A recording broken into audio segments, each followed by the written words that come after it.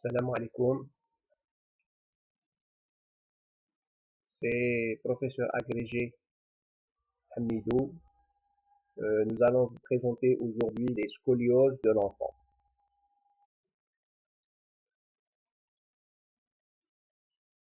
L'objectif pédagogique de ce cours, c'est premièrement essayer d'identifier les signes cliniques évocateurs du scoliose, définir les examens complémentaires à pratiquer, distinguer les scolioses idiopathiques des autres diagnostics différentiels, reconnaître les scolioses à risque évolutif, identifier les scolioses qui nécessitent un traitement orthopédique de celles qui justifient d'un traitement chirurgical.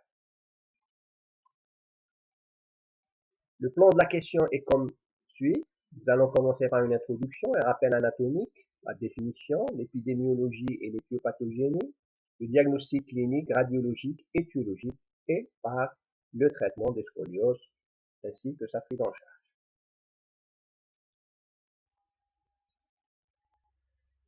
La scoliose est une déformation tridimensionnelle du rachis apparaissant pendant la période de croissance et touchant environ 3% de la population. Même si elle est plus fréquente chez l'adolescent, elle peut survenir à un âge plus jeune. La scoliose est un symptôme, réponse obligatoire de la colonne vertébrale à un processus torsionnel dont les étiologies sont multiples et se manifeste toutes par une déviation rachidienne de topographie multiple et variable d'un enfant à un autre, nécessite une prise en charge bien définie à chaque situation. Certaines scolioses sont peu ou pas évolutives, mais certaines vont s'aggraver avec la croissance, d'où la nécessité d'un dépistage précoce, d'un suivi régulier et d'une prise en charge spécifique adaptée, limitant ainsi les conséquences de la scoliose à l'âge adulte. Ces conséquences qui sont essentiellement douloureuses, fonctionnelles pour les courbures lombaires et respiratoires pour les scolioses thoraciques. Un rappel sur l'anatomie du rachis. Il faut savoir que la colonne vertébrale ou le rachis est un élément axial qui fait la liaison entre le crâne et la ceinture et les membres supérieurs via la ceinture scapulaire et les membres inférieurs via la ceinture pelvienne. C'est un axe flexible, 60 à 70 cm de long. Il est fait d'un empilement de 24 vertèbres différentes les unes des autres selon la région, composé de 7 vertèbres cervicales, dénommées de C1 à C7, 12 vertèbres thoraciques, dénommées de T1 à T12, 5 vertèbres lombaires, L1 à L5, et se termine par 5 vertèbres sacrées dénommées S1 à S5, et en dernier le coccyx. Il faut savoir que le rachis présente des courbures dans le plan sagittal et dans le plan frontal. Sur le plan sagittal, nous avons des courbures cervicales et lombaires qui ont une concavité dorsale et on parle de lordose. Les courbures thoraciques et sacro-coccygiennes ont une concavité ventrale, on parle de kyphose.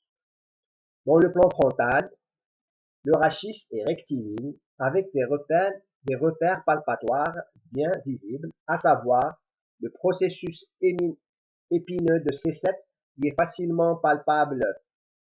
Le processus épineux de C7 facilement palpable car saillant sur la ligne médiane. La troisième vertèbre thoracique T3, voire la quatrième vertèbre thoracique, elle est située au niveau de l'épine de la scapula, sur la ligne des épines scapulaires. La quatrième vertèbre lombaire, elle est située sur la ligne qui relie les deux crêtes iliaques. Au sein du rachis, dans le canal vertébral, se situe la moelle épinière. L'équilibre sagittal du rachis. Il faut savoir que le rachis constitue le pilier central du corps, avec à la fois une fonction de stabilité et une mobilité, assurée grâce à sa rigidité, c'est-à-dire sa structure osseuse, et sa souplesse grâce aux disques intervertébraux, aux articulations intervertébrales et aux différents ligaments. Le corps vertébral a un rôle de support, l'arc postérieur a un rôle dynamique. La croissance du thorax et du poumon est concomitante à la croissance du rachis, mais à des vitesses différentes. Qu'est-ce qu'une scoliose? C'est une déformation de la colonne vertébrale liée à une rotation des vertèbres. Il n'y a pas de scoliose sans rotation vertébrale. Et cette déformation est tridimensionnelle. Sur le plan frontal, c'est un déplacement en inflexion latérale. Sur le plan sagittal, c'est un déplacement en flexion ou en extension, c'est la translation. Et dans le plan horizontal, c'est un déplacement en rotation. À différencier de l'attitude scoliotique qui disparaît avec la correction de l'agent causal. Une déviation du rachis est considérée comme scoliose quand l'angle de cette dernière est supérieur à 10 degrés. C'est une déviation non réductible, peut être d'origine idiopathique ou secondaire. Elle survient surtout pendant la croissance, dans 80% des cas. Sur le plan épidémiologique, c'est un problème majeur de santé publique.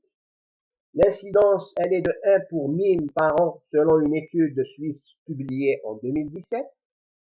70 à 80% des scolioses sont idiopathiques, plus fréquentes chez les filles, avec un sexe ratio de 3 filles pour un garçon, et cette fréquence peut augmenter dans les scolioses idiopathiques de l'adolescent.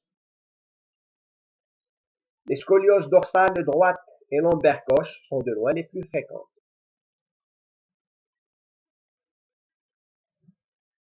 Sur le plan éthiopathogénique, il faut savoir que la scoliose reste une pathologie mal connue. Dans la majorité des cas, on ne sait pas pourquoi elle se développe. Éthiopathogénie complexe et multifactorielle, au sein de laquelle plusieurs facteurs joueraient un rôle déterminant.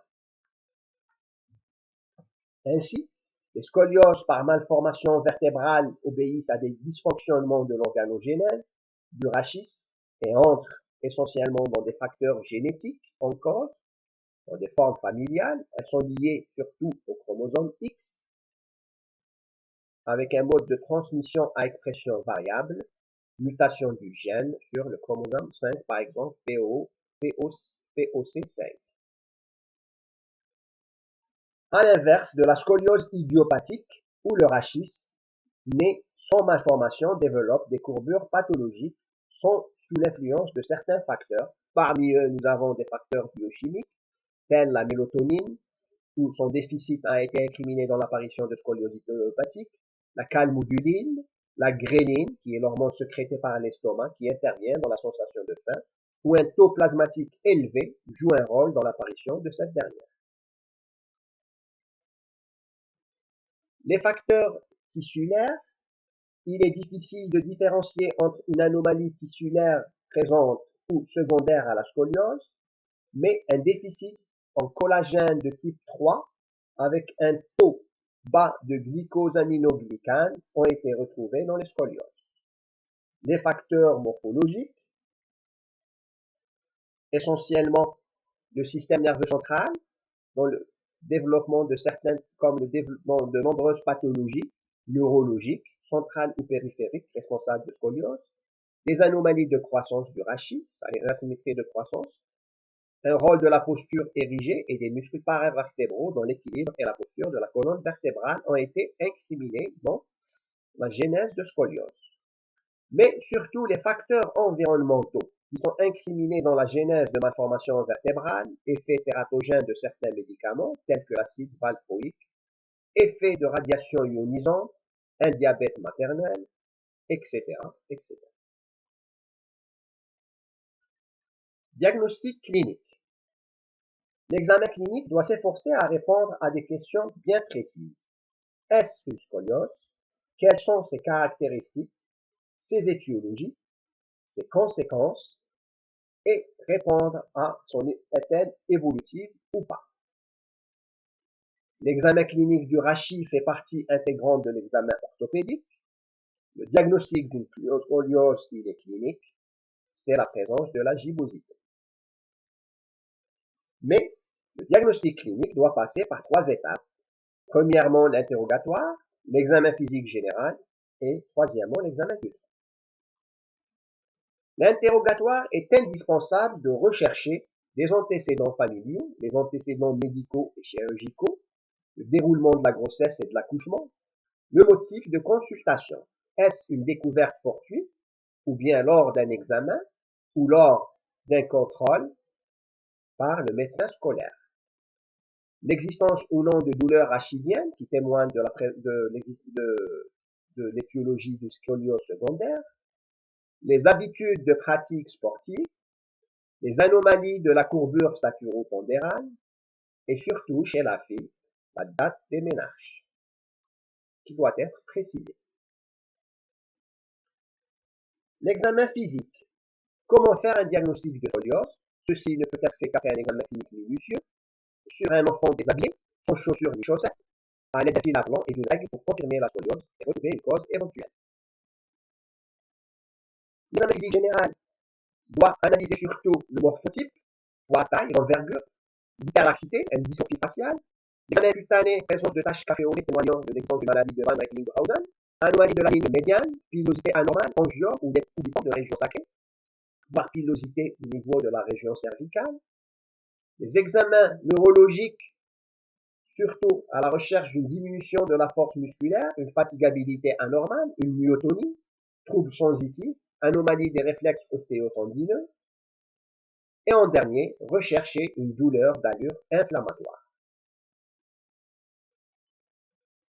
L'examen du tronc se fait dans les 3 plans de l'espace. Sur le plan frontal, toujours, il faudrait compenser une inégalité de longueur des membres inférieurs par une planchette glissée sous le pied du côté court. On utilise les épines iliaques postérieures comme repère pour apprécier l'équilibre du bassin.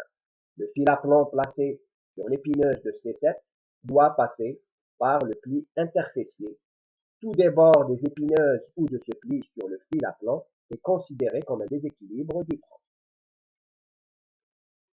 Mesurer la flèche latérale qui est la distance entre le fil et le sommet du déséquilibre. L'équilibre de la ceinture scapulaire est apprécié par la hauteur des épaules. Dans les courbures thoraciques, thoraco-lombaires et lombaires, on note l'accentuation du pli de la taille sur la concavité et un effacement du pli du côté convexe. Mais l'examen important, c'est l'examen penché en avant, en position debout ou assise, et qui va retrouver la gibbosité de signes importants dans les scolioses. L'examen penché en avant en position assise ou debout permet de mettre en évidence la gibbosité, mettre symptômes.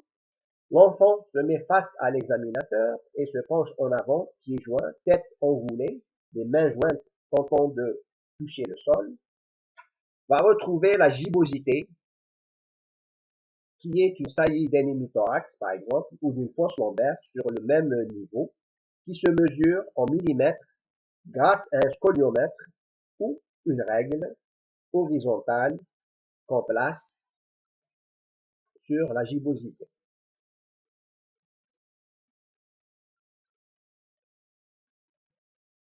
L'examen clinique dynamique, il apprécie surtout la souplesse du tronc par la distance entre l'extrémité des doigts et le sol en position penchée en avant, par les amplitudes de mobilité du tronc en inclinaison latérale et en rotation, et par la réductibilité en décubitus ventral et en bout de table, hanche fléchie de la syphose dorsale et de la lordose lombaire. Un point important est de ne pas confondre une scoliose avec une attitude scoliotique, comme nous l'avons dit. L'attitude scoliotique est une déviation réductible de la colonne vertébrale par un changement de position. Si le jeune est en position couchée lors d'une scoliose, la déviation n'est pas réductible. La déformation de l'attitude scoliotique est causée par une mauvaise position, qui peut avoir différentes origines, par exemple une inégalité de longueur qu'on essaiera de corriger par une talonnette. Une pathologie du bassin, par exemple un bassin oblique par attitude vicieuse de hanche, une attitude antalgique. L'examen clinique est terminé par l'évaluation de la croissance de l'enfant par la classification de Tanner se basant sur le développement mammaire, les poils pubiens et les organes génitaux externes. Ici, une classification de Tanner. Le diagnostic radiologique doit passer par différents examens radiologiques, la radio standard, la tomodensitométrie, l'IRM, la scintigraphie osseuse, et on dira quelques mots sur le système EOS.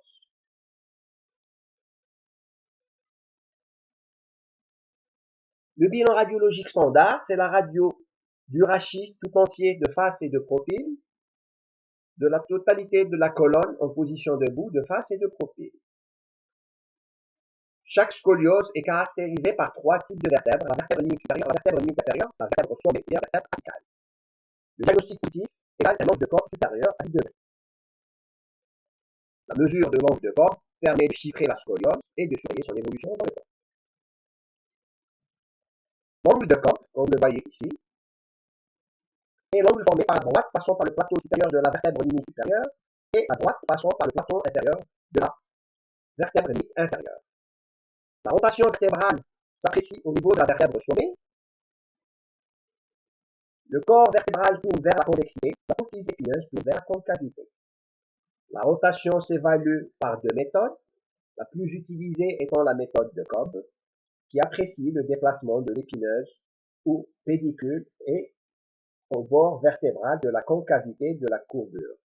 La rotation est cotée en 1, 2, 3 ou 4 croix selon l'image radiologique. La méthode de Nash et Moore apprécie le déplacement du pédicule du côté convexe vers le côté concave.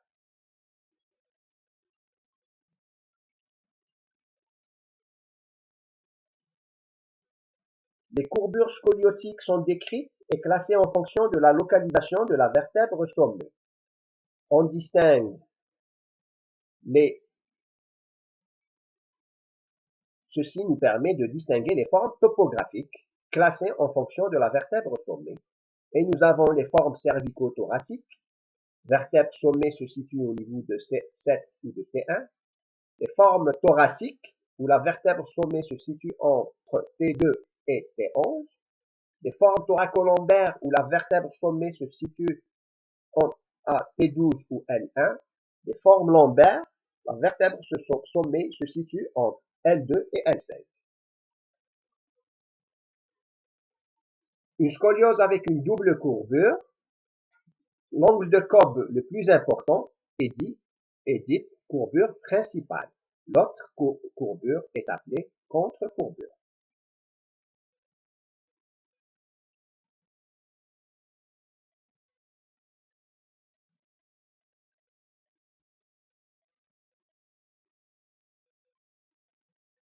Le cliché de face apprécie également le nombre et la forme des vertèbres et des côtes recherchées d'anomalies malformatives.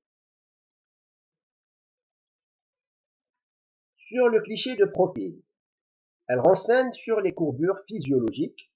Il faut savoir que la syvose dorsale est mesurée par l'angle formé par la tangente au plateau vertébral inférieur de T12 et la tangente du plateau supérieur de la première vertèbre dorsale visible T3 ou T4.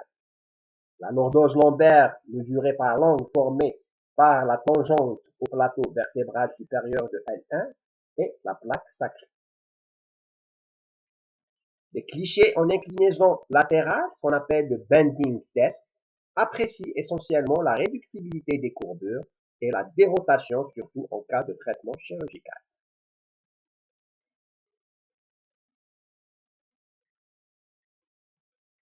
Ici, on a l'équilibre sagittal du rachis, où on voit les différentes courbures cervicales, thoraciques et lombaires.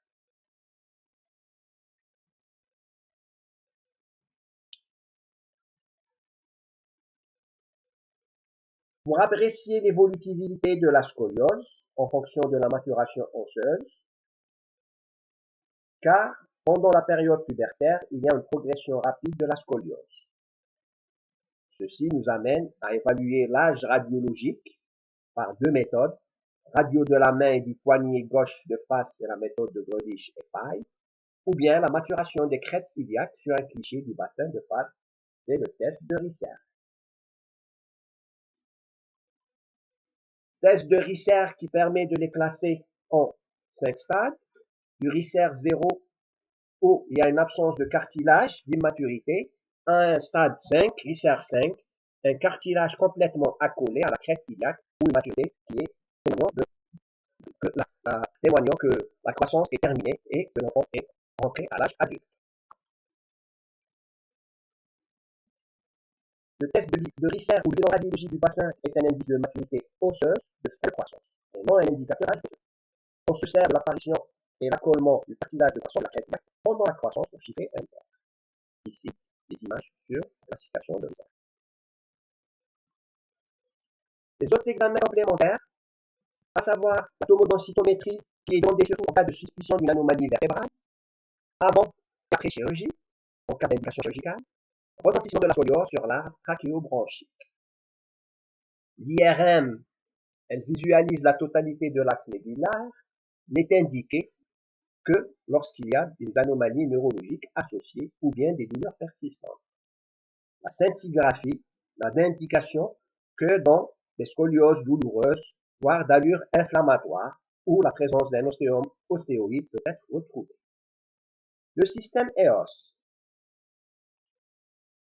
C'est un système basé sur l'utilisation de détecteurs ultrasensibles, utilise des rayons X comme la radiographie normale mais à des doses moins inférieures. C'est une méthode de choix chez l'enfant et les jeunes. Elle permet une étude du corps entier, debout, de face, de profil, en 3 dimensions. Son avantage, il est moins irradiant, mais son inconvénient est son indisponibilité, ou bien une disponibilité limitée. Il n'y a pas beaucoup de centres qui sont équipés de ce système. Et son coût, qui est quand même cher.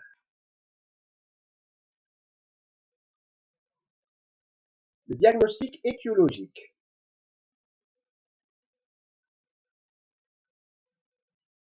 On distingue différentes étiologies. Mais, comme on a dit, les scolioses idiopathiques sont les plus fréquentes. On retrouve également les scolioses malformatives, les scolioses d'origine neuromusculaire, les scolioses dystrophiques et métaboliques, les scolioses douloureuses, les scolioses post-infectieuses et post-traumatiques, et les scolioses après irradiation et après chirurgie. Ceci est une liste non exhaustive des différentes étiologies des scolioses. Un mot sur la scoliose idiopathique, car la scoliose idiopathique de l'adolescent est la plus fréquente, survient sans cause décelable, apparaît pendant la période de croissance, où il y a une forte croissance du rachis au moment de la puberté. Elle requiert une surveillance très importante et une grande vigilance. Faible chance de régresser spontanément, avec un risque d'aggravation.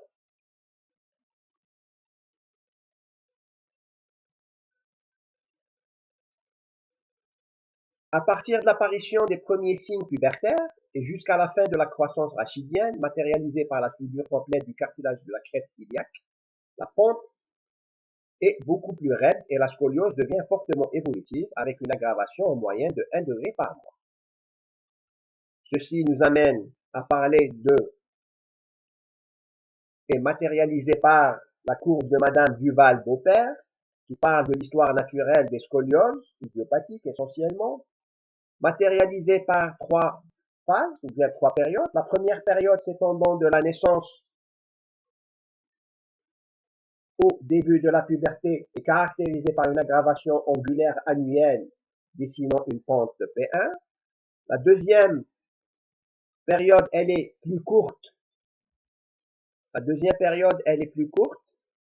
Mais de pente P2 beaucoup plus abrupte, débute en même temps que les premiers signes pubertaires au point P, à savoir le premier poil pubien et la saillie des mamelons. S'étend au-delà du pic de vélocité de croissance et de la date d'apparition des premières règles, pour finir en maturation osseuse, c'est-à-dire un Risser 4 pratiquement. Une troisième pente où l'aggravation est d'aggravation progressive à l'âge adulte et maintenant bien à 10. C'est la troisième période. Pratiquement, elle est stable. Cas particulier, c'est la scoliose du nourrisson, 3 à 6 mois. Ces scolioses, souvent découvertes par les mamans, ont un potentiel d'évolution favorable et peuvent régresser spontanément avec le temps, mais doivent être surveillées régulièrement. Il faudrait essentiellement éliminer une malformation vertébrale. Les scolioses infantiles, entre 6 mois et 3 ans, elles sont graves, difficiles à traiter et ont un potentiel d'aggravation important. Ici, quelques photos de la scoliose du nourrisson et ici des scolioses infantiles. Idiopathique. Les problèmes de scoliose posés à l'âge adulte, ce sont essentiellement son retentissement respiratoire, neurologique, douloureux, psychologique et esthétique. Comme nous l'avons dit, qu'après l'âge adulte, la scoliose peut s'aggraver si elle dépasse 40 degrés à la fin de croissance de 1 degré par an et 5 degrés par grossesse et peuvent avoir comme conséquence l'aspect inesthétique, le déséquilibre, les douleurs et l'insuffisance respiratoire. Les éléments, ceci nous amène à parler des éléments qui permettent de classer la scoliose à visée pronostique et sont essentiellement l'âge de découverte, le sexe du patient, le degré de maturation osseuse, le degré de développement pubertaire, la morphologie de la scoliose, l'angulation et la rotation vertébrale, une éventuelle médicale retrouvée et une malformation vertébrale associée, telle une hémivertèbre, vertèbre papillon ou bien un bloc vertébral. Tout ceci rentre dans le pronostic. Pour la prise en charge et le traitement des scolioses, le but du traitement, c'est de réduire les courbures, essayer de les corriger, de maintenir cette correction. Plusieurs méthodes, parmi elles l'abstention thérapeutique avec une surveillance attentive de la déformation si celle-ci ne dépasse pas un angle de Cobb pas très important. Les méthodes orthopédiques, représentées essentiellement par les corsets plâtrés et les corsets non plâtrés, la kinésithérapie et les traitements chirurgicaux. Un mot sur la kinésithérapie. Elle est isolément n'a aucune efficacité sur une scoliose, donc elle doit être associée au traitement par corset, traitement orthopédique par corset, pour lutter contre la diminution de la mobilité et le repos musculaire provoqué par le corset. Parmi les plâtres de correction, nous avons les corsets plâtrés, le plâtre élongation EDF, élongation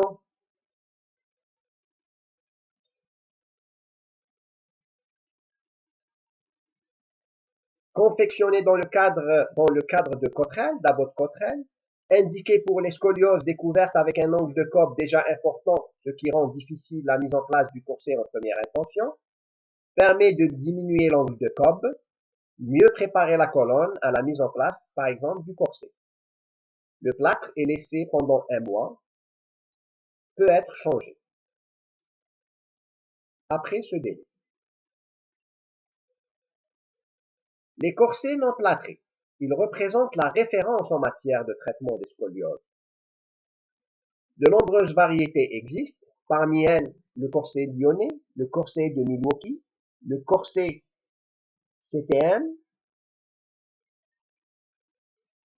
Ils ont été mis au point en fonction des progrès technologiques et des habitudes médicales, voire régionales. La durée du port du corset, les horaires de liberté sont déterminés par rapport à la scoliose. Après la mise en place et l'adaptation d'un corset, la kinésithérapie prend alors toute son utilité.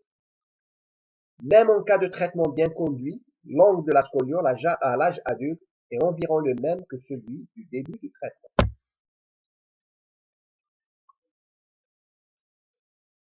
La chirurgie a principalement pour but de redresser là où les courbures, puis de faire fusionner les vertèbres entre elles à l'aide d'une greffe osseuse, c'est l'arthrodèle, et une stabilisation de la correction obtenue par du matériel métallique qui se fixe sur les vertèbres. Elle est indiquée lorsque la déviation dépasse 40 degrés. Ici, des images d'une ostéosynthèse du rachis pour scoliose. En conclusion, après avoir éliminé les attitudes scoliotiques, il est important de dresser une classification des scolioses, faire la part des choses entre une scoliose idiopathique et une scoliose secondaire, dresser un bilan lésionnel correct, un arbre décisionnel à visée pronostique et assurer un bon suivi en lien avec la prise en charge thérapeutique. Je vous remercie.